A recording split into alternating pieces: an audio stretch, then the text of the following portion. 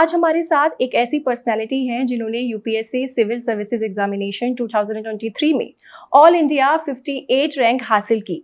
यहाँ मैं अपने व्यूवर्स को बता दूं कि यूपीएससी इंडिया का one of the toughest competitive exams माना जाता है। और आज मेरे साथ मौजूद हैं मुरादाबाद के वैभव आनंद शर्मा। वैभव, आपका बहुत बहुत शुक्रिया हमारे साथ आज आने के लिए। Thank you so much, pleasure is all mine. Vaibhav, मैं आपसे जानना चाहूँगी कि कब आपको ये रियलाइज़ हुआ, कब आपको ये लगा कि यूपीएससी जो है, I am the right candidate for this? Ma'am, ये ख्याल तो मुझे रिजल्ट से पहले तक भी नहीं आ पाया था कि I am the right candidate. But हाँ, ये ख्याल ज़रूर आया था कि UPSC is the right exam for me. और वो तब आया था जब मैं कैट के एग्ज़ाम का रिज़ल्ट अपने हाथ में लेके बैठा हुआ था और मुझे अच्छे कॉलेजेस से कॉल आ गई थी। और मुझे ये चीज़ पता चल गई थी कि अगर मैं चाहूँ तो 30 lakhs per annum, 40 lakhs per annum at a very relatively tender as कोई बड़ी बात है नहीं। तो जब वो पैसे का जो ड्रीम बचपन से होता है वो जब फुलफिल होता हुआ दिख गया, तब एक सेल्फ एक्चुअलाइजेशन गोल की तरफ बढ़ा कि इससे ऊपर कुछ बड़ा सोचता हूँ, एक ही लाइफ है। तब ये रियलाइज़ हुआ कि अगर सोसाइटी से डायरेक्टली एसोसिएटेड कोई गोल है जो मैं अचीव कर सकता हूँ, तो मेरी नौकरी जो 30-32 साल की होगी वो चैन से कट जाएगी। क्योंकि every day I will be going to my bed with a satisfaction that I have done something that I love to do. अभी जैसे आपने जिक्र किया सोसाइटी का, तो आपने अपने यूपीएससी एग्जाम में जो ऑप्शनल सब्जेक्ट चुना था वो चुना था सोशियोलॉजी। तो मैं आपसे जानना चाहूँगी कि क्यों आपने इसी सब्जेक्ट को आपने चुना, मुझे उसके बारे में बताएं। मैम, पहले अटेम्प्ट में मेरा जो सब्जेक्ट था वो साइकोलॉजी था और उससे मेरे 257 मार्क्स आए थे। और वो तब आए थे जब मैंने सब कुछ एग्जॉस्ट कर दिया था, मटेरियल जो भी थे मार्केट में। तो मुझे समझ में आ गया था कि there would be a psychiatrist, there would be a psychologist who would be appearing with me in the exam. वो मेरे को मात दे देगा किसी भी तरह से। तो मुझे एक ऐसा सब्जेक्ट चुनना था जिसके जो कंटेंट है वो अवेलेबल हो, क्योंकि साइकोलॉजी में civil services exam specific books market में कम है, या फिर शायद मैं असक्षम था उसे एक्सप्लोर करने में। सोशियोलॉजी का ऐसा है कि कंटेंट बहुत विविडली अवेलेबल है, टीचर्स बहुत विविडली अवेलेबल हैं, प्रॉपर गाइडेंस अवेलेबल है। इस वजह से मैंने इसको चुना। इसके टेस्ट सीरीज़ के एवेलुएटर्स बहुत अच्छे अच्छे मौजूद हैं। तो इसमें सिर्फ एक ही कंपोनेंट बाकी था, वो था मेहनत मेरी खुद की। कोई और एक्स फैक्टर नहीं था जो मेरे रिजल्ट को ख़राब करे। बाकी सब अवेलेबल था, इसलिए मैंने सोशियोलॉजी को चुना। वैभव, अब मैं आपके एजुकेशनल बैकग्राउंड के बारे में जानना चाहूँगी, उसके बारे में मुझे थोड़ा बताएं। मैम, स्कूलिंग मुरादाबाद से हुई थी, सीबीएसई बोर्ड से। 2013 में पूरी हो गई थी। उसके बाद I went to Jaypee institute of information technology. वहाँ पे इलेक्ट्रॉनिक्स एंड कम्युनिकेशन इंजीनियरिंग में बीटेक किया था, 2017 में पूरा हुआ था। फिर लगभग 2 साल की नौकरी करी थी मुंबई में, अंधेरी ईस्ट में। और उसके बाद 2019 अप्रैल को जॉब छोड़ी थी, 6 अप्रैल को। और फिर यूपीएससी की तैयारी करी। 6 अप्रैल को जॉब छोड़ी थी और 16 अप्रैल 2024 को दूसरी जॉब मिल गई, ये वाली। ओके वैभव, एक पीरियड होता है कि मैं अब जॉब छोड़ रहा हूँ, अब मैं यूपीएससी के लिए खुद को प्रिपेयर करूंगा, तो उसके लिए जो मेंटेलिटी चाहिए होती है, तो आपने खुद को इसके लिए किस तरह से प्रिपेयर किया? मैम, पहली चीज़ थी लाइफ में जिसको मैं कॉन्शियसली प्रिपेयर नहीं कर रहा था। I for the first time I let my life operate on my decisions. तो पहली बार मैंने एक बड़ा नेचुरल डिसीजन लिया था। CAT was unnatural, BTech was unnatural, schooling to some extent was unnatural. मैं शायद साइंस साइड नहीं लेता, आर्ट्स लेता। मेरे स्कूल में आर्ट्स ही नहीं थी। उसके बाद बीटेक कर रहा था तो वो भी बहुत अननेचुरल लग रहा था। हालांकि I was decent in it, लेकिन मुझे समझ नहीं आता था मैं डायोड्स के बारे में, मॉसफेट्स के बारे में क्यों पढ़ूं। बीटेक में सिर्फ एक ही सब्जेक्ट था जो मैंने अपने कॉन्शियसली चुना था, वो था एस्ट्रोफिजिक्स। वो मैंने अच्छे से पढ़ा था, वो मुझे अभी भी पसंद है। लेकिन पहली बार मुझे ऐसा महसूस हुआ कि ये जो सोसाइटी के लिए काम करने का काम मतलब है, ये मेरे लिए काफ़ी इंट्रेंसिक था। मैं हमेशा एनजीओज़ की तरफ अट्रैक्ट होता था, सेल्फ हेल्प ग्रुप्स की तरफ अट्रैक्ट होता था, आंगनवाड़ी वर्कर्स के बारे में सुनता था, अट्रैक्ट होता था। लेकिन वो अट्रैक्शन कभी सिस्टमेटाइज्ड एक्सप्रेशन में तब्दील नहीं हो पाया था लाइफ में। मैं कभी किसी एनजीओ के साथ विविडली एसोसिएट नहीं हुआ, क्योंकि हमेशा लाइफ किसी न किसी और एजेंडा पे चल रही थी। तो जब मैंने सोचा अगर ऐसी नौकरी मिल जाती है जो basically the sarkar is paying you to make sure that everyone is happy, that's the best job. जैसा अभी आपने जिक्र किया कि आपको पहले से था कि आपको सोशल सर्विसेज पे जाना है, तो इसी से जुड़ा मेरा सवाल है कि एक एज अ सिविल सर्वेंट जब आप सर्व करते हैं, तो उस पॉइंट पे एथिकल वैल्यूज का होना कितना इम्पोर्टेंट है, उसके बारे में मैं आपसे जानना चाहूंगी। अभी मैं एक पर्थ में था ऑस्ट्रेलिया में, तो वहाँ पे मैंने देखा कि अगर रेड लाइट रेड है और कोई भी नहीं है सड़क पे, तब भी वो आगे नहीं बढ़ेगा, वो वहीं खड़ा रहेगा, चाहे एक ही गाड़ी हो। ये एथिक्स है एक कॉमन सिटीजन की। लेकिन वो जो एक कॉमन सिटीजन के एथिक्स है, उसके बेसिस पे एक सिस्टमेटाइज सोसाइटी का जन्म होता है। सिविल सर्विसेज में ये स्पेसिफिकली इंपॉर्टेंट इसलिए हो जाता है because it is a pivotal role, क्योंकि ये एक ऐसा रोल है जो सोसाइटी के स्ट्रक्चर के बिल्कुल बेसिस में आता है इंडियन डेमोक्रेसी में। तो अगर यहाँ पे अगर कोई एथिकल नहीं होगा तो ब्रिजेस गिरेंगे, रोड्स गिरेंगी, लोग मरेंगे, ठीक है। तो जो कॉस्ट है यहाँ पे अनएथिकल होने की वो बढ़ जाती है। बाकी एथिक्स तो मैं हर जगह इम्पोर्टेंट। वैभव, जैसा अभी आपने जिक्र भी किया कि आप एनजीओ आंगनबाड़ी से आप उनके साथ रहकर सोसाइटी के लिए आप काम करना चाहते थे। जब आप इस थॉट के साथ आगे बढ़ते हैं कि आपको सोसाइटी के लिए काम करना है, तो ऐसे कौन से बदलाव हैं, ऐसे कौन से चेंजेस हैं जो आप चाहते कि हाँ, ये कुछ ऐसी चीजें हैं जिनमें अगर एक बदलाव की जो बयार हम कहते हैं, अगर वो आप लाना चाहें, तो ऐसे कौन कौन से ऐसे सेक्टर्स है, कौन कौन से ऐसे फील्ड्स है? मैम पहले तो मैं डिस्क्लेमर ये दूंगा कि मेरे से बहुत अच्छे एबल सिविल सर्वेंट्स ऑलरेडी काफ़ी सीनियर पोजीशंस में हैं, they are working on it. So ऐसा हो सकता है कि मेरी जो अभी व्यूज़ हों वो एक बचकाने व्यूज़ हों, लेकिन एज अ सिटीज़न मैं बोल सकता हूँ। जैसे मुझे ऐसा लगता है कि हमारी सोसाइटीज़ में छोटे छोटे पार्क्स जगह जगह डिस्ट्रीब्यूटेड हैं। कहीं भी जाते हैं एक छोटा सा पार्क दिख जाता है आपको, पर अभी जब मैं पर्थ में था तो वहाँ पे मैंने देखा इंस्टेड ऑफ छोटे छोटे पार्क्स वो एक बड़ा पार्क बनाते हैं जो स्टेडियम के साइज़ का होता है। कि जो पब्लिक है वो छोटे छोटे पार्क्स में अलग अलग जगह डिस्ट्रीब्यूट होने की बजाय एक जगह आती है, तो उससे सोशल कोशेंट भी बढ़ता है, लोग आसपास बात भी करते हैं एक दूसरे से, नंबर ऑफ एक्टिविटीज़ भी बढ़ जाती है। आप क्रिकेट भी खेल सकते हो प्रॉपर, उसमें बास्केटबॉल की भी जगह बनती है, कैंपिंग साइट्स भी हैं पार्क्स में। तो ये छोटा सा एक चीज़ है जो मैंने ऑब्जर्व करी। दूसरी बात ये है कि हमारे जो बच्चे हैं 6 साल के 7 साल के, उनकी अगर फिजिकल एक्टिविटीज़ देखी जाए तो लगभग निल है। लेकिन मैं अभी फिर एक डेवलप्ड कंट्री में घूम कर आया तो वहाँ पे मैंने देखा कि स्केटिंग रिंग्स बनी हुई होती हैं जो काफ़ी कर्व्ड वगैरह होती है, उसमें लोग स्केट बोर्डिंग कर रहे हैं, they are using their skates and all that. तो 6 साल के बच्चे 7 साल के बच्चे ऐसे एक्रोबैटिक्स कर रहे हैं जो हमारे बच्चे अक्सर हम नॉर्मली नहीं देखते। तो ये एक छोटा सा इनिशिएटिव है जो मैं इम्प्लीमेंट करना चाहता हूँ as far as the public immunities are concern. When it comes to afforestation, मुझे जो एक कमी लगती है एज अ सिटीजन साइड वो ये लगती है कि जब भी डिस्ट्रिक्ट एडमिनिस्ट्रेशन कोई प्लांटेशन ड्राइव करता है तो एक ही तरह का पौधा 1 किलोमीटर तक लगा देगा। लेकिन कहीं ना कहीं एनवायरनमेंट में ये चीज़ होती है कि जब तक 3-4 पेड़ साथ में नहीं लगते अलग अलग तरीके के, वो किसी भी पेड़ की एफिशिएंसी अच्छी नहीं होती। फॉर एग्जाम्पल जैसे पीपल का पेड़ है, वो 2500 kg ऑक्सीजन देता है एक साल में, ऑन एन एवरेज कोई दूसरा पेड़ 400 kg देता है। लेकिन पीपल का पेड़ हम लोग बर्दाश्त नहीं कर पाते, उसका कारण सुपरस्टिशन भी है, उसका कारण और चीज़ों में भी है। वो भी एक फैक्ट है कि भागवत गीता में भगवान ने ये कहा है कि अगर मैं वृक्षों में कहीं भी हूँ तो पीपल के पेड़ में ही हूँ, लेकिन फिर भी हम उसको नहीं लगाते। तो ऐसी जो ब्लंडर्स हैं कि हमारे देश में हमारी इकोलॉजी में एक ऐसा पेड़ लग सकता है जो हमें 4 पेड़ों के बराबर ऑक्सीजन दे रहा है, फिर भी हम नहीं लगा रहे। ये छोटे छोटे ब्लंडर्स मैं करेक्ट करना चाहता हूँ एज अ सिटीजन। अब वो देखता हूँ कि एज एन एडमिनिस्ट्रेटर कैसे उसको एक्सप्रेस कर पाऊँ। जी, अब मैं थोड़ा सा इस कन्वर्सेशन को लाइट करती हूँ। तो आप मुरादाबाद से आप ताल्लुक रखते हैं, तो मेरा अगला सवाल उसी से ही है कि मुरादाबाद के बारे में हमें बताएं, हमारे व्यूवर्स को बताएं, वहाँ की तहजीब के बारे में, वहाँ के कल्चर के बारे में, उसके बारे में बताएं। मैं मुरादाबाद का नाम मुराद बख्श से आता है, जो कि आई थिंक मैं भूल गया तो अकबर या शाहजहां इनमें से किसी के बेटे थे, आई एम फॉरगेटिंग दैट। ये मुरादाबादी दाल के लिए जाना जाता है। हुआ क्या था कि मुराद को दाल बहुत पसंद थी और वो दाल एक दिन गलती से थोड़ी ज़्यादा पक गई और उसमें थोड़े ज़्यादा मसाले पड़ गए, तो बस वही मुरादाबादी दाल है मूंग की, उसके लिए वो जाना जाता है। मैं वेजिटेरियन हूँ लेकिन मुझे इतना पता है कि मुरादाबादी जो बिरयानी है वो भी पॉपुलर है। It is compare to Hyderabadi biryani. As far as geology is concern ma'am, geography is concern, ये रामगंगा के तट पे बसा हुआ एक शहर है। आबादी मेन सिटी की लगभग 10 लाख है, ओवरऑल डिवीज़न की देखेंगे तो कुछ 50-60 लाख के आसपास है। अच्छा शहर है, ब्रास कैपिटल ऑफ इंडिया है, बिजनेस यहाँ पे अच्छा खासा होता है। वैभव, कभी कोई इंसिडेंट या कोई सिचुएशन ऐसी रही हो जो आपके सामने आई हो और जिसने आपको हिट किया हो इमोशनली, कि यार अगर मैं इस जगह होता, अगर मेरे पास वो पोजीशन होती, तो मैं ये चीज नहीं होने देता, इस तरह की कभी कोई जो सिचुएशन हो?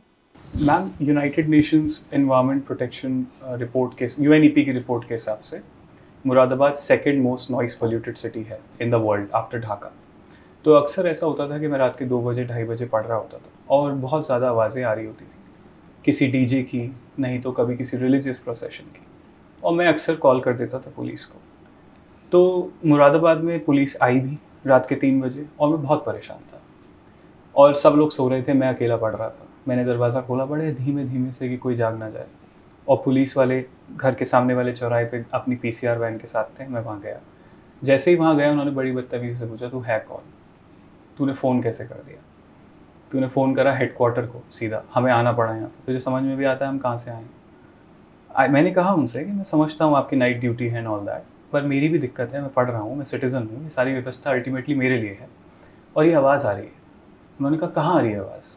मैंने कहा आपको सुनाई नहीं दे रही? इतनी तेज़ तो आ रही है लाउड स्पीकर की आवाज़। बोले लाउड स्पीकर कहाँ है, वो दिखाओ पहले। तो मैंने उनसे कहा था कि अगर मैं लाउड स्पीकर दिखाने आपको गया तो जिस तरह की आवाज़ें आ रही हैं और जिस कारणों से आ रही हैं, शायद मैं बचूंगा भी नहीं। तो ये मेरा आर्ग्यूमेंट उनसे हुआ था और उस वक्त मुझे महसूस हो रहा था जब वो बार बार पूछ रहे थे कि तू है कौन, तू है कौन। तो ऐसी सोसाइटी तो नहीं होनी चाहिए कि हर किसी को आईएएस ही बनना पड़े, आईपीएस ही बनना पड़े अपनी बात कहने के लिए। मैं बन गया, ये ईश्वरी कृपा है, पर जो नहीं बन पाएगा क्या उसकी बात कभी सुनी नहीं जाएगी? तो मुझे बस हल्का सा ही महसूस हुआ कि एन एवरेज सिटीज़न, कोई ऐसी व्यवस्था होनी चाहिए कि एवरेज सिटीज़न जो अवेयर है, जो जानता है अपनी राइट्स को, उसकी राइट्स की एक्सरसाइज के बीच में कुछ आना नहीं चाहिए। वैभव, अब मैं आऊँगी आपके यूपीएससी एग्ज़ाम्स में। जब आपने ये तय किया कि अब मैं यूपीएससी के जो एग्ज़ाम है उसके लिए खुद को प्रिपेयर करूँगा, तो किस तरह से आपने प्रीलिम्स एग्ज़ाम, मेन एग्ज़ाम और फिर इंटरव्यू के लिए खुद को प्रिपेयर किया? उसके बारे में मैं आपसे जानना चाहूँगी। और स्टार्ट में जो करूँगी वो करूँगी प्रीलिम्स से, उसके बारे में मतलब स्टार्टिंग में आप प्रीलिम्स के बारे में बताएँ। मैम प्रीलिम्स की प्रिपरेशन के 2 एस्पेक्ट्स हैं, एक उसके कंटेंट से रिलेटेड, दूसरा प्रैक्टिस और एंग्जाइटी मैनेजमेंट से रिलेटेड। कंटेंट से रिलेटेड की बात ऐसे है कि पिछले 5-6 सालों से जैसा प्रीलिम्स का पेपर आ रहा है, उसमें जो स्टैटिक कंटेंट होता है, कंसेप्ट जो होते हैं इकोनॉमी के, अगर मैं आपसे पूछूं कि रेपो रेट और रिवर्स रेपो रेट में क्या फ़र्क है, ये बैंक रेट से कैसे डिफरेंट है, और फिर मैं पूछूं कि marginal cost based lending rate क्या होता है, इससे लिक्विडिटी पे क्या फ़र्क पड़ता है, तो ये पता होना चाहिए आपको। ये किसी भी करंट अफेयर पे बेस्ड बात नहीं है, ये कॉन्सेप्ट है इकोनॉमी का। 90% क्वेश्चंस इकोनॉमी के कंसेप्चुअल आते हैं। Same is the case with geography. अगर मैं आपसे पूछूं कि अगर हवा चल रही है और 2 किलोमीटर के आसपास की ऊंचाई पे बादल है और ये वाला महीना चल रहा है, धूप कुछ ऐसे आ रही है, तो क्या इन्वर्जन होगा या नहीं होगा, टेम्परेचर इन्वर्जन, तो आपको पता होना चाहिए। मॉनसून कैसे आता है, उससे हिमालय से उस पर क्या फ़र्क पड़ता है, पता होना चाहिए। तो ये कंसेप्ट्स हैं, ये कंसेप्ट पकड़ बनाइए, ठीक। ये इसके बिना प्री नहीं निकलेगा। जब ये कंसेप्ट से पकड़ बन जाती है, करंट अफेयर का कोई एक सोर्स चुनिए, कोई करंट अफेयर मैगजीन, कोई ईयरली कंपाइलेशन या फिर कोई करंट अफेयर की क्लासेस, उस एक सोर्स पे टिके रहिए। ये डॉक्टर को जाने जैसा होता है। जो लोग मल्टीपल डॉक्टर्स पे कंसल्ट करते हैं सेम बीमारी के लिए, उनकी बीमारी कभी ठीक नहीं होती। तो आप एक सोर्स पकड़िए और उस सोर्स को पकड़ के उसको श्रद्धा से करिए, रिवाइज करिए। जब आपका ये हो जाएगा तब आपको टेस्ट लगाने हैं। टेस्ट लगाने में आपको देखना है कि आप 2 घंटे बैठ के सेम इंटेंसिटी के साथ, सेम अटेंशन स्पैन के साथ क्वेश्चंस को देख पा रहे हैं कि नहीं देख पा रहे हैं। इवैल्यूएट करिए आप कहाँ गलत हो रहे हैं, कौन से सब्जेक्ट में गलत हो रहे हैं, रिवाइज करिए। PYQs को ज़रूर ध्यान में देना है, क्योंकि PYQs के जो रॉन्ग ऑप्शंस होते हैं वो अक्सर अगले साल राइट ऑप्शन बन के आ जाते हैं। PYQs you have to remember. बस इसके अलावा बचता है एंग्जाइटी मैनेजमेंट का खेल। जब आप उस एग्जामिनेशन हॉल में जा रहे होंगे तो आपके बहुत सारे एबल कैंडिडेट्स आपके साथ, उस एक पूरा कोहॉर्ट होता है जो अंदर जा रहा होता है। उस टाइम पे आपको सिर्फ खुद को देखना है, ये आपको अपने माइंड को ट्रेन करना होगा। जब आप भीड़ में चल रहे हैं तो मैं ये मान के चलता था ये भीड़ चल ज़रूर रही है पर अंत में मैं ही बचूंगा। तो ये आपको थोड़ा सा घमंड कह लीजिए या फिर झूठा दिलासा कह लीजिए, आपको रखना पड़ेगा, वरना आप ओवरवेल्म हो जाओगे उस प्रिपरेशन से। आपको ये कॉन्फिडेंस रखना होगा कि अगर कोई क्वेश्चन आपको नहीं आ रहा है इस तैयारी के बाद, तो जाहिर सी बात है कि बहुत सारे बच्चों को नहीं आ रहा होगा और ultimately it's a competitive exam. आपको औरों से बेहतर करना है, कोई स्टैटिक डेडलाइन से ऊपर नहीं आना। ये प्रीलिम्स की स्ट्रैटेजी। एंड देन जब मेंस आते हैं उस समय? मैं मेंस पे जब आते हैं तो उसमें यह है कि आपको मेंस का सिलेबस पता होना चाहिए। अगर मेंस के सिलेबस में लिखा है land reforms, so you should know what are land reforms. क्या आपके पास लैंड रिफॉर्म्स की एक डेफिनेशन मौजूद है? क्या आपको ये पता है कि लैंड रिफॉर्म्स इंडिया में कहाँ पे सक्सेसफुल हुए हैं, रिलेटिवली कहाँ पे फेल हुए हैं? क्या आपको ये पता है कि इस वक्त लैंड रिफॉर्म्स के लिए क्या चल रहा है? Digital India land records modernisation project चल रहा है। क्या आपको कोई केस स्टडी पता है? क्या कोई स्वामित्व स्कीम आई हुई है? क्या वो स्वामित्व स्कीम महाराष्ट्र में सक्सेसफुल हुई और कर्नाटका में फेल? ऐसा कुछ है क्या? आपको पता होना चाहिए। ये 4 पेज के नोट्स हैं। अब जैसे लैंड रिफॉर्म्स का टॉपिक है, वैसे ही सेल्फ हेल्प ग्रुप का टॉपिक है, वैसे ही ई गवर्नेंस का टॉपिक्स है। Just be ready with that. इसमें भी PYQs को देखिए, PYQs को तोड़ना सीखिए। फॉर एग्जाम्पल, अगर क्वेश्चन में लिखा है to what extent self help groups have been successful in India, तो टू वॉट एक्सटेंट ये इंग्लिश के 3 शब्द नहीं है। टू वॉट एक्सटेंट का मतलब है किस हद तक, मतलब कुछ हद तक वो सक्सेस हुए हैं, उसके बाद वो फेल भी हुए हैं। तो आपको दोनों ही पहलू लिखने होंगे एग्जाम में। डेटा आपके पास होना चाहिए ताकि आप उसे क्वांटिफाई कर पाएँ। MSMEs पे क्वेश्चन आया है तो आपको पता होना चाहिए कि MSMEs इंडिया की GDP में कितना % रोल प्ले करती हैं। उसके बाद कुछ फ्लो चार्ट्स आपको पता होने चाहिए ताकि हम कम शब्दों में, कम जगह में ज़्यादा बातें बता पाएँ। कुछ कंक्लूजन्स रेडी होने चाहिए और आपके दिमाग को आदत होनी चाहिए कि क्वेश्चन को इंटरप्रेट करके प्रेजेंट झटके में कैसे किया जाता है। तो करंट अफेयर्स जो है उस पे आपकी पकड़ अच्छी होनी चाहिए और जो बेसिक टॉपिक है उसके बारे में आपको मतलब इंफॉर्मेशन जितनी हो सके वो आपको लेनी चाहिए। मैम, करंट अफेयर्स में जैसे मैंने प्री में कहा 30% रूल है, ये 70% स्टैटिक है। मेंस में जब आते हैं तो उसमें क्या होता है कि फॉर एग्जांपल अब सेल्फ हेल्प ग्रुप मेरे मेंस का एक टॉपिक है और honourable prime minister of India has said some time ago that the self-help groups have to be transformed into national help groups. Now this is a statement that he has made. Similarly, constitution, historical underpinnings of the constitution is my syllabus. And Honorable Prime Minister of India on the Constitution Day of 2022 very clearly said that we have ignored the contribution of women who were there in the Constituent Assembly of India. काफ़ी women भी थी जिन्होंने बड़ी fierce debates करी थी, पर हम उनका जिक्र नहीं करते। तो ये प्राइम मिनिस्टर, प्रधानमंत्री साहब ने बोला और ये आपका सिलेबस भी है, ये आ जाएगा, यही आपका current affair. It's a ticking time bomb, I can tell you in next this means और next means this question is there. So I prepared that for my mains also. तो इसी तरीके से हमको एक ईगल आई रखनी होती है कि हमारा जो सिलेबस है और जो गतिविधियां हो रही हैं हमारे समाज में, जो भी उसमें कॉमन है, बस उसको प्रिपेयर करिए। 2 पेज का नोट्स, उसमें भी इंट्रो, बॉडी, करंट अफेयर के जो भी डेटा है उसमें जो डायग्राम्स लिखने और कंक्लूजन रेडी रखिए, इतने में हो जाएगा। तो जैसे मेंस में आपका सिलेक्शन हो गया, ठीक है, तो अब इंटरव्यू के लिए खुद को किस तरह से प्रिपेयर करना चाहिए और किन किन बातों का ध्यान रखना चाहिए उसके बारे में बताएं। मैम, इंटरव्यू में सबसे ज़्यादा इस बात का ध्यान रखना ज़रूरी है कि it is a test of your personality, it's not a test of your knowledge. But अगर आपके पास नॉलेज नहीं है तो वो एक केयरलेस पर्सनैलिटी दिखाता है। ये रिलेशन है नॉलेज और पर्सनालिटी का। जो लोग ये सोचते हैं कि नॉलेज का तो टेस्ट है ही नहीं, ये पर्सनालिटी का टेस्ट है और नॉलेज को इग्नोर कर देते हैं, वो इग्नोरेंस आपकी पर्सनालिटी का ट्रेट है ना, फिर टेस्ट हो गई ना वो। तो आपको नॉलेज तो रखनी ही है, उसके बिना नहीं बात होगी। बात शुरू और ख़त्म नॉलेज पे होती है, पर वो नॉलेज आप प्रेजेंट कैसे कर रहे हो वो आपकी पर्सनालिटी है। फॉर एग्जाम्पल, मेरी जो चेयरपर्सन मैम थी, वो उन्होंने मुझसे पूछा था कि बेटा ये बताओ कि कितने टोटल GI टैग्स हैं इंडिया में। मैंने कहा ma'am I don't know, but if you allow me ma'am I can give you a calculated guess. She said okay. I said ma'am Moradabad का जो GI टैग है वो 206 नंबर का है। It is a fairly old GI tag, so I'm expecting that the total number of GI tags in India would be around 500. She said all right. What did I tell her? Did I give her a right answer? No. But did I tell her how do I think? Yes. And the answer to total number of GI tags is around 505, right? So I told her, ma'am, this is my logical thinking. If you think that this thinking process is right, please give me the job. If you don't think, then I'll improve. She gave me very high marks in interview.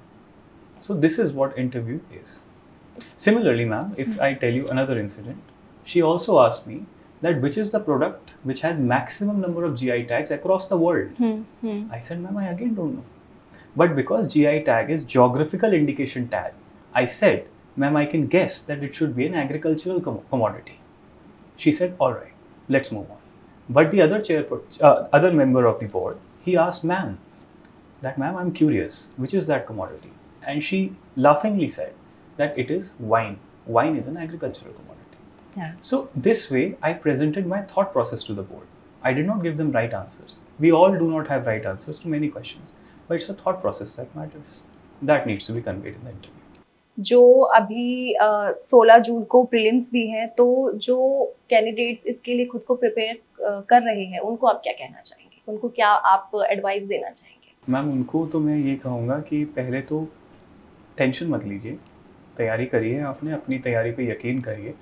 किसी कारण से आपने तैयारी करी होगी, self doubt का समय चल रहा है, सबको हुआ था, मुझे भी हुआ था। 16 अप्रैल से पहले तक मुझे भी डाउट होता था, किसी को भी होता था। डरिए मत, जो आप कर रहे हैं करिए। अगर आपको लग रहा है कि 2-3 टेस्ट और लगा सकते हो और आपको लग रहा है कि उससे आपको बूस्ट मिलता है, आप वो भी करो। जो टेस्ट ऑलरेडी लगा चुके हो उसको रिवाइज़ करो, वो ज़्यादा इंपॉर्टेंट है। PYQs जो आपने उसके नोट्स वगैरह बनाए होंगे वो रिवाइज़ करो, अपने स्टैटिक को रिवाइज़ करो, लास्ट मोमेंट तक रिवाइज़ करो। एग्जामिनेशन हॉल में एक ट्रांसपेरेंट वाटर बॉटल लेके जाओ। ट्रांसपेरेंट इसलिए कह रहा हूँ क्योंकि कलर्ड होती है तो वो हटवा देते हैं अक्सर। अपनी बॉडी में वाटर को, ग्लूकोज को हाई रखना, पानी कंटेंट ठीक रखना, रिलैक्स रहना, मेडिटेट करके जाना, भीड़ को मत देखना। और एग्ज़ाम से एक दिन पहले, जैसे मैंने रात के 8 बजे पढ़ना छोड़ दिया था, छोड़ देना, मानना कि सब कुछ ठीक है। और अगर आप रात में जग के पढ़ते हो तो इतना थक जाना एग्ज़ाम से एक दिन पहले कि एक दिन पहले 9 बजे नींद आ जाए, क्योंकि अगर मुझे रात में नींद नहीं आई थी, so it was a very dark night of my life. मुझे नहीं आई थी रात में नींद, तो मैं ही जानता हूँ कैसे गया था प्री देने। तो वो आपके साथ नहीं होना चाहिए, आप 9 बजे सो जाओ बस। मैं आपका कहीं इंटरव्यू पढ़ रही थी, उसमें इस बात का जिक्र था कि किस तरह से आपने रात भर यूपीएससी के लिए प्रिपेयर किया और 7 से 8 घंटे का जो आपका प्रिपरेशन का जो टाइम रहता था, तो उस दौरान आपकी जो फैमिली का सपोर्ट था, वो उसके बारे में मुझे बताएं। किस तरह से फैमिली का सपोर्ट था उसके बारे में? मैम, फैमिली बहुत ज़्यादा सपोर्टिव रही थी। फॉर एग्जांपल, मैं सबसे पहले अपने भैया का रोल बता देता हूँ। मेरे बड़े भाई हैं, 12 साल बड़े हैं। वो अगर नहीं होते मेरे जीवन में तो मैं तैयारी कर ही नहीं पाता। उनकी वजह से मैं इतना केयर फ्री था कि मुझे बस QR कोड भेजना होता था भैया को और वो पेमेंट हो जाता था। उन्होंने मुझे आज तक कभी नहीं पूछा, राइट। मैं भी अनएम्प्लॉयड हूँ, पर मेरे पास iPhone है, iPhone 15 है, मेरे भाई की बदौलत। तो ऐसे ही मुझे जो एक फाइनेंशियल शील्ड मिली वो भैया की मिली। दूसरी बात है इमोशनल सपोर्ट। तो मेरे भैया क्योंकि काम में बहुत व्यस्त रहते हैं, तो इमोशनल सपोर्ट में वो अपनी मेडिसिन के थ्रू सपोर्ट करते थे, ठीक है। मुझे एंग्जाइटी मैनेजमेंट के लिए उन्होंने काफ़ी हेल्प करा। कभी मैं डीमोटिवेट होता था तो हेल्प करते थे। तो ये था। मम्मी का इतना बड़ा रोल है कि मैं क्योंकि अकेले पढ़ता था, रूम में रहता था, तो वो साथ में बैठ जाती थी। तो मैं उनसे कहता था कि अगर आपको इस वक्त मेरे साथ पढ़ने का मन नहीं कर रहा तो आप सुंदरकांड कर लो, आप अपनी पूजा कर लो, आप अपनी रिलीजियस बुक्स लेके पढ़ते हो। क्योंकि वो पढ़ती थी, वो भी बहुत पढ़ती हैं, लेकिन वो रिलीजियस बुक्स पढ़ती हैं। तो वो बैठ के अपनी रिलीजियस बुक्स पढ़ती रहती थी, मैं UPSC की तैयारी करता रहता था। और कभी कभी ऐसा होता था कि मैं जब पढ़ते पढ़ते बोर हो गया तो मैं मम्मी पापा की सीट्स लगाता था और उन्हें कोई टॉपिक एक्सप्लेन करता था।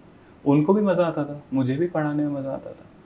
तो इस तरह से यही सब करते करते प्री मेंस और इंटरव्यू की जिद्दोजहद में पता नहीं ये 5 साल कैसे बीत गए। मेरे लिए टाइम लैप्स है, सच बता रहा हूँ। मुझे कभी कभी कैलेंडर देख के डर लगता है कि मैं 28 ईयर्स का हो गया। जब मैंने तैयारी शुरू करी थी 23 का था, क्योंकि मेरी मेमोरीज तो है ही नहीं पिछले 5 साल की, एक ही रूम की मेमोरीज है। तो मुझे तो ऐसे लगता है मैं 23 साल का था, ये अचानक लोग मुझे 28 का क्यों बोल रहे हैं। सो यही हुआ है।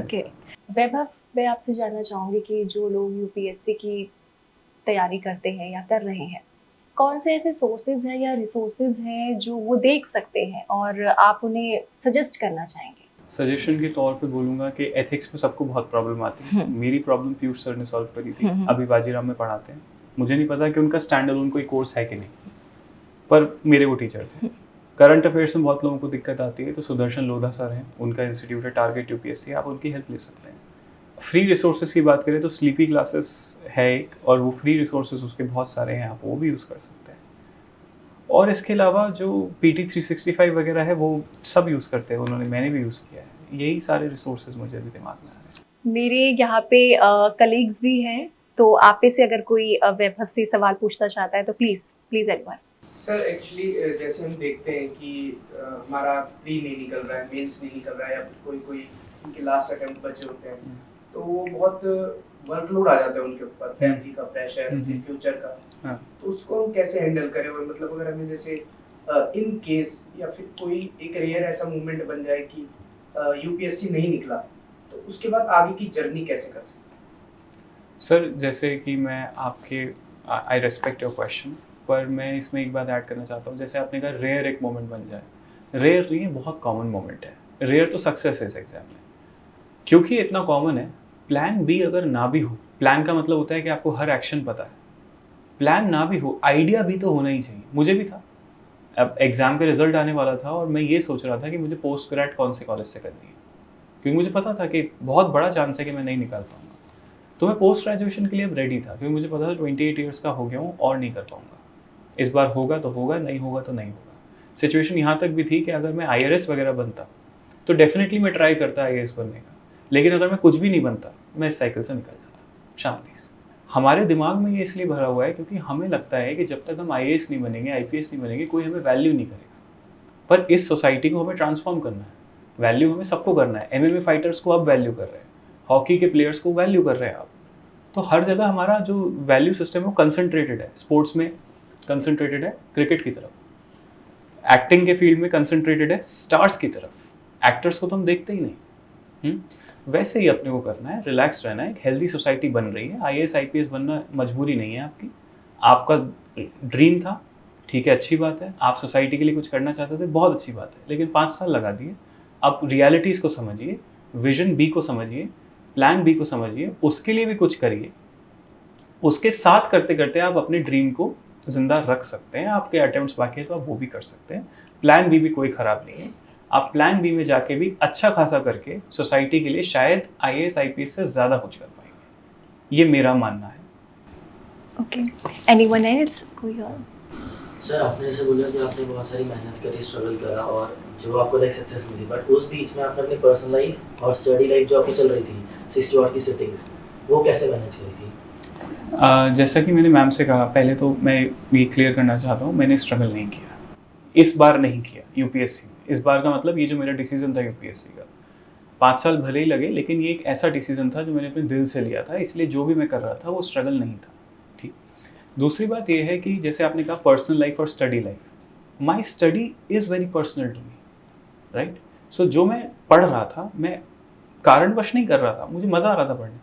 मुझे मज़ा आता है पढ़ने में, बैठने में, काम करने में, आंसर लिखने में, दुनिया भर के बारे में जानने में। तो वही मेरी पर्सनल लाइफ थी। और उसके अलावा जब मैं थकता था तो मेडिटेट करता था, रनिंग करता था, म्यूज़िक सुनता था। मैंने फिल्म्स में भी अपना एक टेस्ट डेवलप किया है और माता पिता के साथ जोक्स भी करता था, यही थी। हाँ, लेकिन ऐसा सर्कल मेरे पास नहीं था जिस सर्कल के साथ बैठ के मैं अपने ही ड्रीम से संबंधित बातें कर पाऊँ, क्योंकि जो मेरे दोस्त थे वो कहीं ना कहीं मेरे इस ड्रीम की मजाक उड़ाते थे। उन्हें लगता था कि ये क्यों कर रहा है, फालतू में पैर पे कुल्हाड़ी क्यों मार रहा है। तो इसलिए मेरा वैसा कोई सर्कल नहीं था, वैसी कोई पर्सनल लाइफ नहीं थी। This was my personal life. जैसे कोई अपना ऑप्शनल सब्जेक्ट जब चूज करे तो उसको किन बातों का ध्यान रखने की जरूरत है? मैम, 2 बातें हैं इसमें। 2 ब्रॉड डिविजन्स हैं सोचने के। पहले तो ये कि कुछ प्रैक्टिकल बातें हैं। वो प्रैक्टिकल बातें ये हैं कि क्या उसकी गाइडेंस अवेलेबल है, क्या उसकी टेस्ट सीरीज अवेलेबल है, क्या अच्छे टीचर्स अवेलेबल हैं, टॉपर वीडियोस अवेलेबल हैं। ये है बेसिक प्रैक्टिकल। दूसरी चीज़ आती है साइकोलॉजिकल। क्या आपको उस ऑप्शनल में इंटरेस्ट है? मुझे तो था सोशियोलॉजी, मुझे साइकोलॉजी में नंबर 1 इंटरेस्ट है, लेकिन उसमें मेरी बाकी चीज़ें प्रैक्टिकल वाली सॉल्व नहीं हो रही। तो फिर सोशियोलॉजी मेरा नंबर 2 इंटरेस्ट है। वो इसलिए इम्पॉर्टेंट है कि सोशियोलॉजी हर जगह है।